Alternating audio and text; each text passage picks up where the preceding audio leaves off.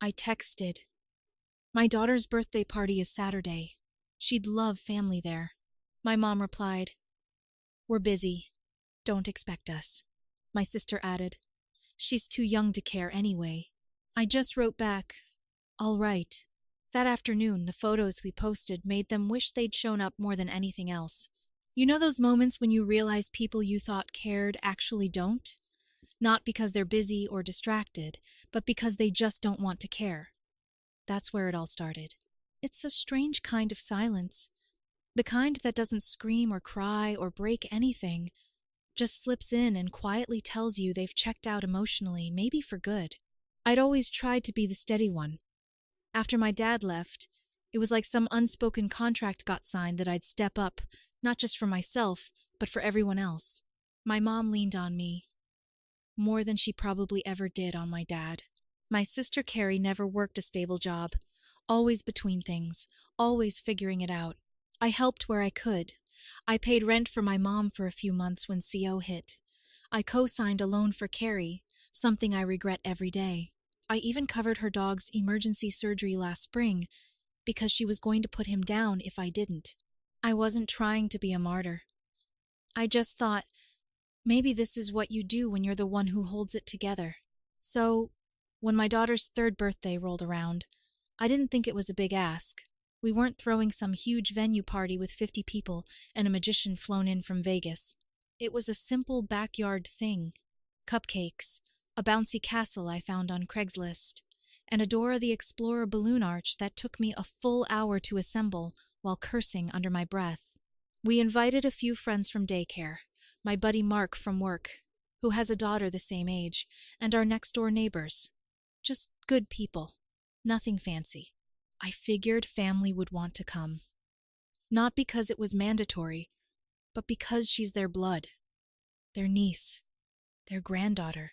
I thought they'd want to show up to smile and hold her, and maybe, just maybe, help her feel like she had a village around her. So, I sent a text. "My daughter's birthday party is Saturday. She'd love family there. No guilt, no manipulation, just a warm invite." My mom replied later that evening, "We're busy. Don't expect us." Just like that. 7 words that felt like a door slamming. A minute later, Carrie wrote, "She's too young to care anyway." And that one stung more than I expected. I read it twice, 3 times, and then just replied, "All right." That's all I said. And I didn't text again. I think part of me expected this in some twisted way. They'd skipped her first birthday, too. But back then, it was bad weather. Her second, it was Carr's new job orientation. I told myself those excuses were just bad timing. But this was the first time they told the truth, whether they meant to or not. They just didn't care. And I sat with that for a long time. But here's the thing. When you stop expecting people to show up for you, you start getting really clear on who actually does. I looked at my daughter running through the hallway that night with a blanket on her head, pretending to be a ghost, and I realized she was never going to feel that silence I felt growing up. Not from me, not in my house. So, I made a decision. A real one. I was going to throw her the best birthday party she could ever dream of. Not to prove anything to my mom or my sister, but because she deserved it. Because this little human, who brought more joy into my life than anyone ever had, needed to know from as early as possible, you are celebrated. You matter. And what happened next? Well, none of us saw that coming. After those texts, I didn't say another word to them. No follow-ups, no reminders, no passive-aggressive digs, just silence. I focused on the one thing that mattered. Her. There's something weird that happens when you stop expecting people to show up. You stop hesitating. You stop trying to impress or convince anyone. I wasn't throwing this party for applause. I wasn't doing it to post about it or prove anything.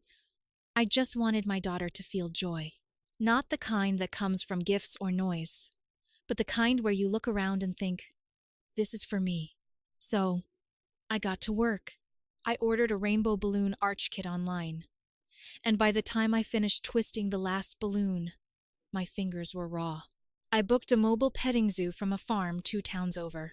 Nothing crazy, a few bunnies, a goat, and a mini horse named Pickles. I rented a popcorn machine and found a girl who worked as a Disney princess on weekends. She agreed to show up as Rapunzel for an hour. She brought glitter, stickers, and knew all the songs. Every night, after my daughter went to sleep, I planned. I mapped out where everything would go in the backyard, made a playlist of her favorite songs, and even made party bags with handwritten notes for each kid. Not because anyone expected it, but because I wanted it to feel thoughtful. And the day finally came. It was one of those perfect days that just shows up when you need it to. Blue skies, not too hot, just enough breeze to keep the bubbles floating across the yard. I was up at 6, running on nerves and caffeine, setting everything in place. Mark came over with his toolbox to help hang decorations and fix the lopsided table I almost gave up on. His wife brought extra chairs, my neighbor lent us an extension cord, and stayed to help set up the drink station. By 11, the yard looked like a scene from a catalog, but not stiff or overdone, just bright and full of life. And when she walked outside and saw it all, she didn't say anything at first. She just stopped, looked around, and then looked at me. And in that second, I knew I got it right. She didn't ask where Grandma was. She didn't ask about her aunt. She just ran straight to the mini horse, like it was the most normal thing in the world to have one in your backyard. The rest of the day felt like a dream I wasn't ready to wake up from. Kids screaming in the bouncy house, music playing from the Bluetooth speaker I balanced on a milk crate, parents talking, laughing, complimenting the setup. One dad asked me how much the party planner charged. I laughed and said the party planner had dark circles and hadn't shaved in 3 days. When Rapunzel arrived, the kids swarmed her. My daughter sat on her lap like she was meeting royalty, completely a ruck. They sang together. One of the moms recorded the whole thing on her phone and sent me the video later that night with the caption, "She's going to remember this. I hope she does." At one point, Mark pulled me aside. He said, "You know, man, this party, you're raising the bar for all of us. Your daughter's lucky." Lucky. That word hit me in the chest. Because, for the first time in years, I didn't feel like I was trying to catch up. I didn't feel like I was scrambling to fix what others broke. I was building something quietly on my own terms. After everyone left, I sat down on the grass in the half-light of evening while she napped upstairs. I scrolled through the photos on my phone. There was one of her blowing out the candle, cheeks puffed, eyes wide with wonder. One of her holding cotton candy bigger than her face. One where I was holding her, and she was laughing so hard her head was tilted back. I didn't plan to post them, but I did. Just 3 pictures and a caption. She won't remember everyone who didn't show up, but she'll always remember how happy she was. Thank you to the people who made her day feel magical. I hit post, and then I turned my phone off for the night because that post wasn't for them. Not really, but I knew they'd see it. And I knew deep down it would get under their skin in a way I never could with words. I turned my phone back on the next morning. Nothing. No notifications. No missed calls. But I didn't need a reply to know the post hit exactly where it was supposed to. My mom checks Facebook before her feet touch the floor. My sister lives online. They saw it. I was sure of it. It wasn't until early afternoon that the first ripple reached me. My cousin Jenna, the kind of relative who only messages when there's drama brewing, sent me a DM. "Your mom said you didn't invite them. She's telling people you cut them out." That was fast. I didn't reply right away. I just sat there staring at that sentence. I could almost hear my mom's voice. Wounded, offended, completely rewriting the narrative. Not a word about the invite. Not a mention of the messages they sent. Just a vague accusation thrown into the family group chat like gasoline. I replied eventually. Just one sentence. "I invited them. They chose not to come." I thought that would be the end of it. It wasn't. By that evening, a few more names popped up in my inbox. A great aunt. A second cousin I hadn't heard from since my wedding. All of them curious, concerned, confused. One said she was so sorry the family's fighting and that I should try to talk it out with your mom. She was crying earlier. Of course she was. It's always tears when attention's slipping.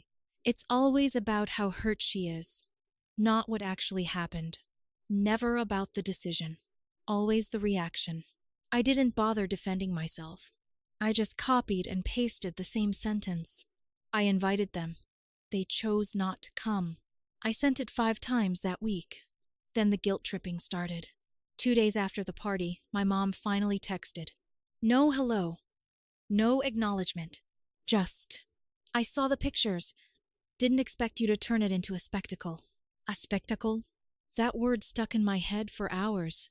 Like throwing a proper birthday for my daughter was some desperate stunt to get attention. Not love. Not effort. Just a show. I didn't reply. Later that night, Carrie messaged me. You really made me look like trash with that post. You know I had things going on. You could have moved the date. Moved the date. Like I planned my daughter's birthday around her convenience. Like I owed her that. I didn't answer that one either. That's when things shifted. The silence they gave me before the party, I gave it back. But mine came with consequences.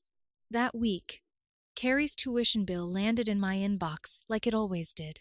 Because I'd been paying it quietly, without a thank you, without her ever needing to ask twice. I deleted it. No warning. No explanation. The monthly transfer I'd been sending to my mom for emergencies? Gone it. Cancelled. It was never about the money. It was the principle. I'd carried them quietly for years. And the moment I asked for nothing more than to show up, they showed me exactly how much I meant. So, I stopped paying for people who didn't value me. And the silence after that, it was different. It wasn't annoyed or dismissive. It was quiet because, for the first time, they realized I wasn't bluffing. The silence after I cut them off wasn't normal. It wasn't avoidance.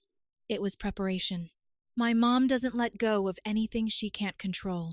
And Carrie's never been able to stay quiet when she thinks she's losing an audience. So when my phone rang from an unknown number a week later, I answered without thinking. It wasn't either of them. It was Carrie's boyfriend Brian. Or maybe Brandon. I've met him twice. Harmless guy. Doesn't talk much, unless she's already started yelling. I could tell immediately he was uncomfortable. He launched into it fast, like he had a script. Said there had been some confusion. That Carrie felt terrible about how things went down. That she'd been trying to reach me. She hadn't.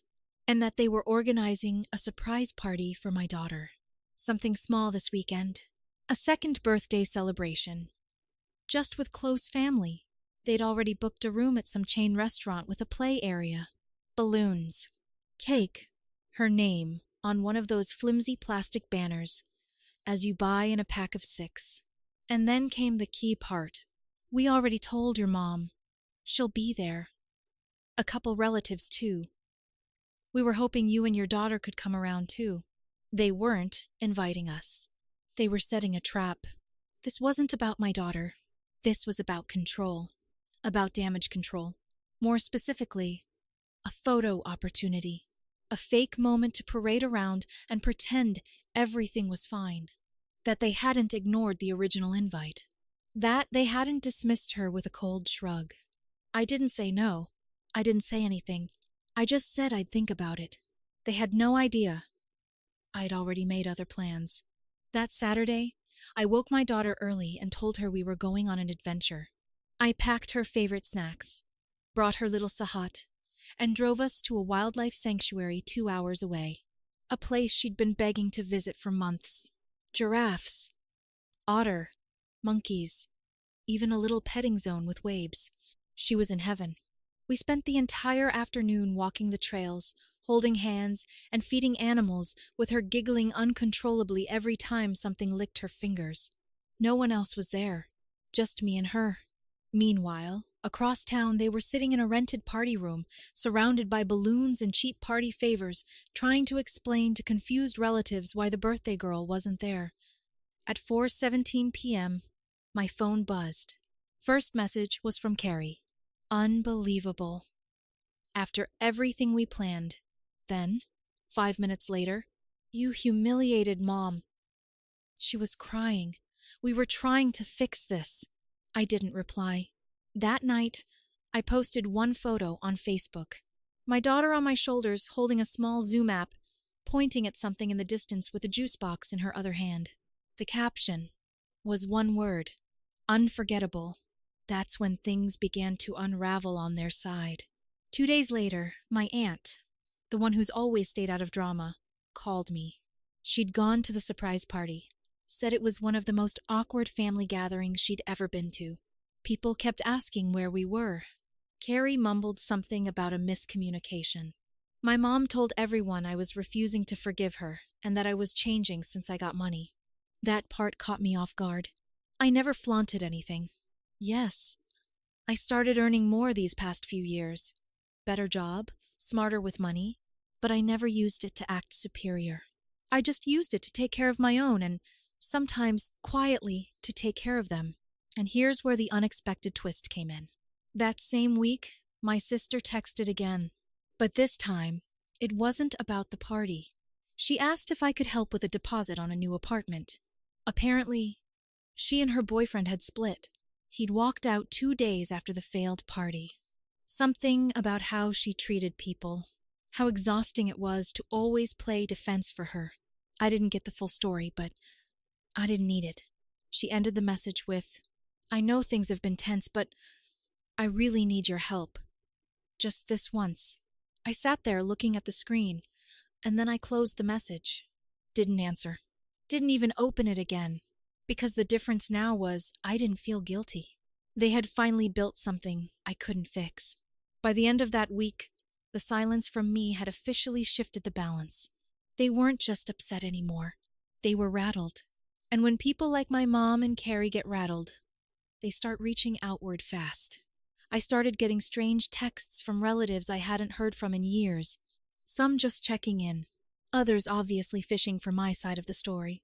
One even tried to guilt me by saying, "You only get one mom, Adam. You'll regret letting pride ruin that." I didn't respond to any of them.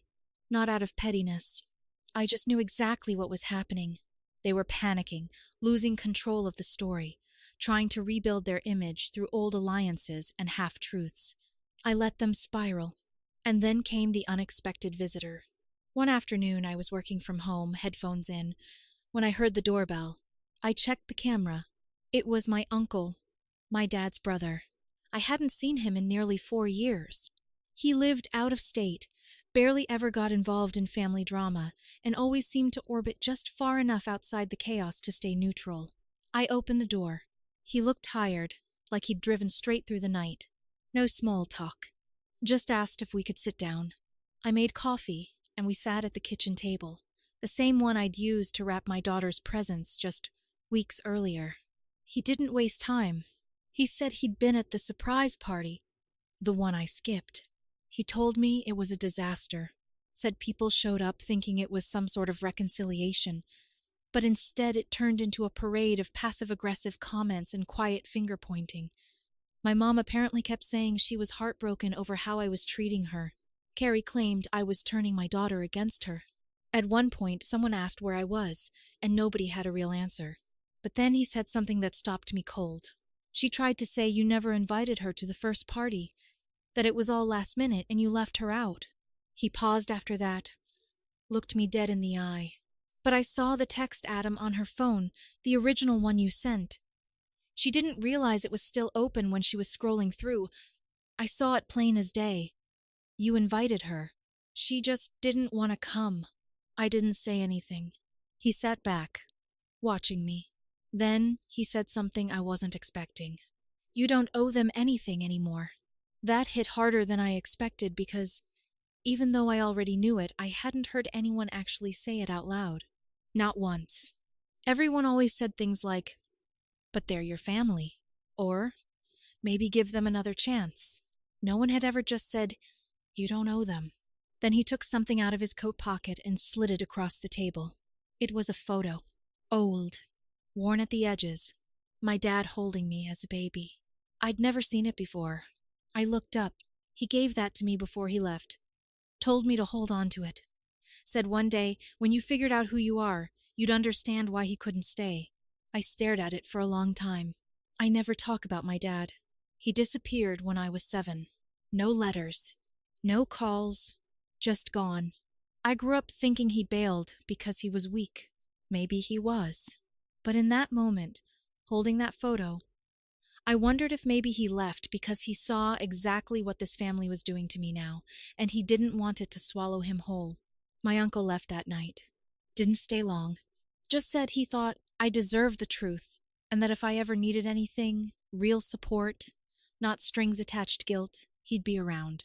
The next morning, I woke up to a new message from Carrie. Mom's in the hospital.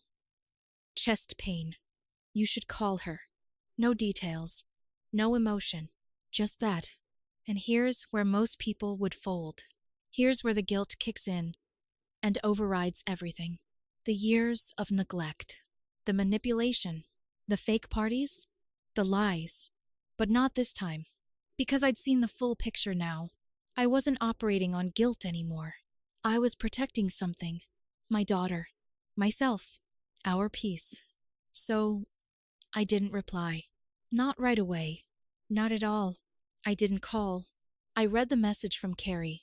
Mom's in the hospital. Chest pain. You should call her. And I stared at it for a while, waiting to feel something. But nothing came. Not anger. Not guilt. Just a kind of mental stillness. Like I'd stepped out of a storm I didn't realize I'd been standing in for years. I didn't reply. I didn't even ask if it was serious.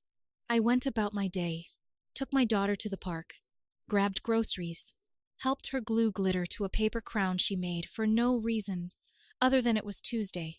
She didn't sense anything was off because, for the first time in a long time, nothing actually was. The next day, a cousin messaged me, one I barely know. She said she'd gone to visit my mom at the hospital, said it wasn't life-threatening, just a scare. Blood pressure, stress, a few tests, monitoring.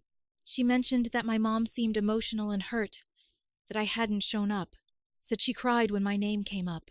I said nothing. Then, not even 48 hours later, Carrie posted a photo. Someone sent me the screenshot. My mom in a hospital bed, upright, sipping tea, Carrie beside her, arm around her shoulders, both smiling faintly, faces composed like it was a family photo shoot. The caption read, "Family sticks together.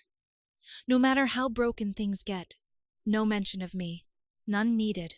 That post wasn't for support.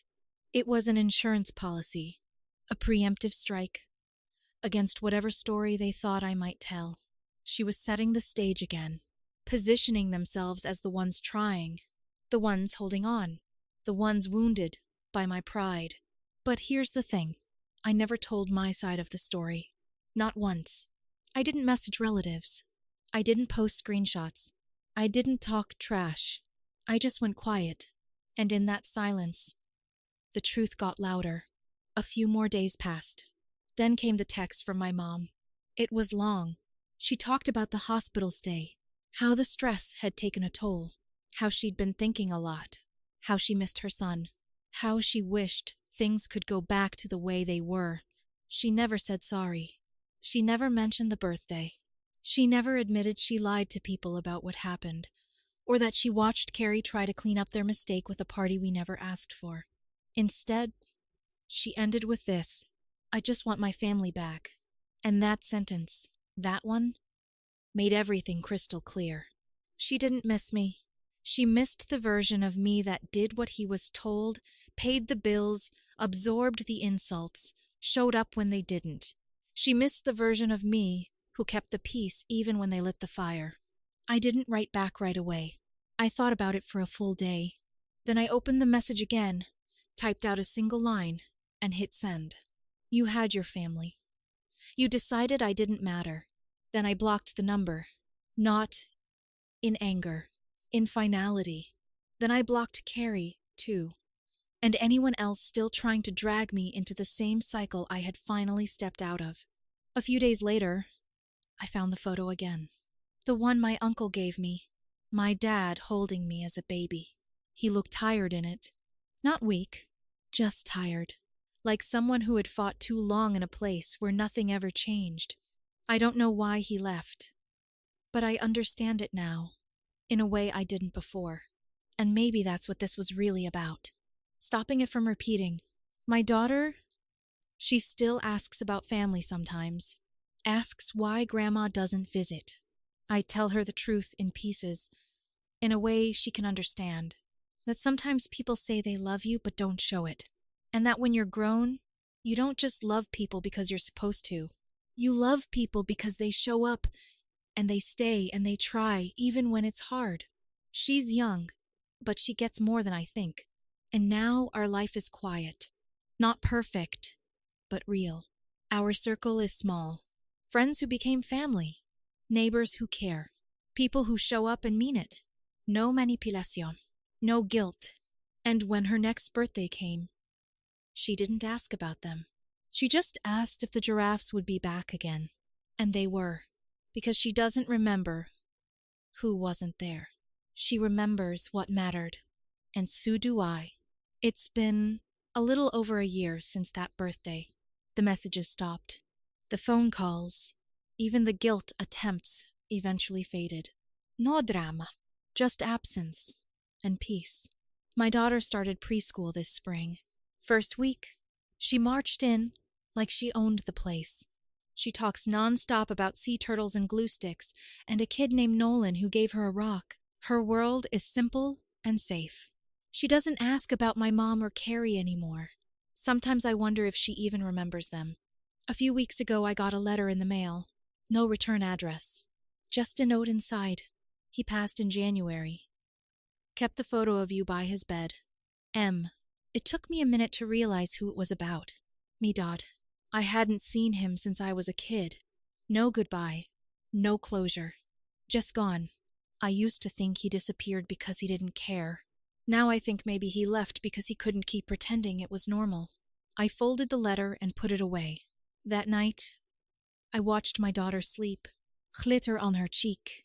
Turtle book beside her. I looked around her room full of warmth, light, and love. No gaps. No tension. Just the life I built from scratch. I don't miss them anymore. I miss who I thought they were supposed to be. And that's different.